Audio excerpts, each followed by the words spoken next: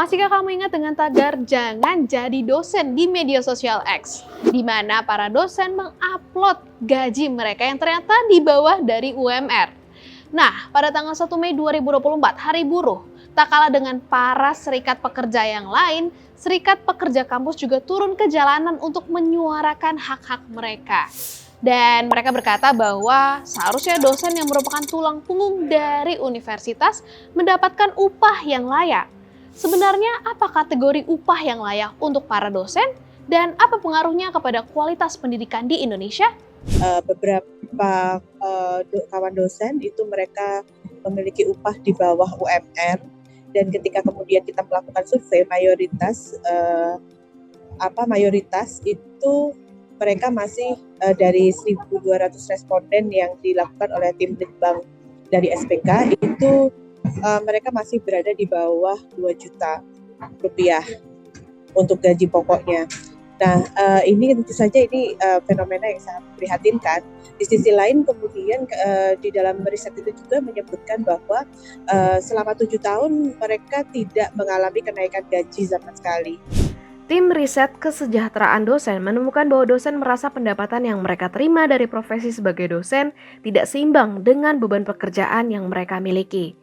Konkretnya, 61% responden survei merasa bahwa kompensasi mereka tidak sejalan dengan beban kerja dan kualifikasi mereka. Gak heran kalau kita sering menemukan keluh kesah dosen maupun mahasiswa tentang kualitas pengajaran yang tidak optimal.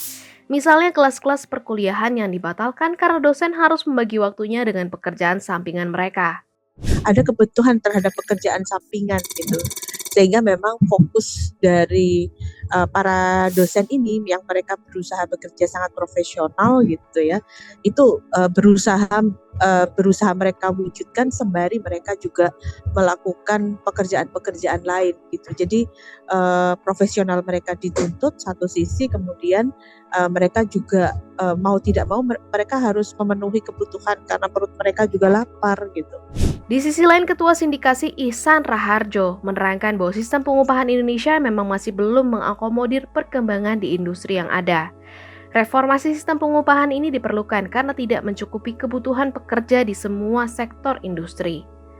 Mengacu dari The Conversations dalam studi lintas negara dan disiplin di 11 negara Eropa, terdapat juga korelasi yang jelas antara tingkat penghasilan akademik yang tinggi dengan performa riset yang tinggi pula.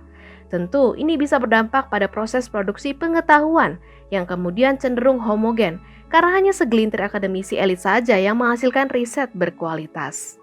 Semua pekerja yang kemudian terpaksa harus mencari pekerjaan sampingan, pasti kemudian itu akan berdampak pada kualitas pekerjaan dia, kesehatan fisik dan mental dia, karena dengan dia mencari pekerjaan tambahan, artinya jam kerja dia semakin panjang.